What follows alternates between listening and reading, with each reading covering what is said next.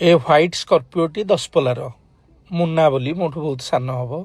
से गोटे ब्लाक स्कर्पिओ भी करके जाइए एवं पुणी ह्वाइट स्कर्पिओ को।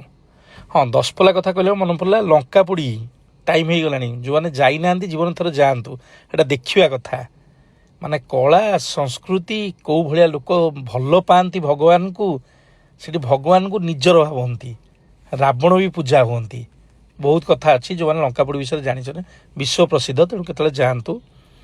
या सहित आमर गोटे किया पीपीएफ होची आउ बाइक आज गोटे ही क्लासिक गोटे ही ये हूँ क्लासिक नो स्टैंडर्ड ता सहित आमर आउ दीटा कार भी होची XUV 700 गोटे आउ एबे जो आसी XEV9S गोटे आसनी ईवी गाड़ी सेटा भी होची एमती चलती आज कि बाइक कम आउ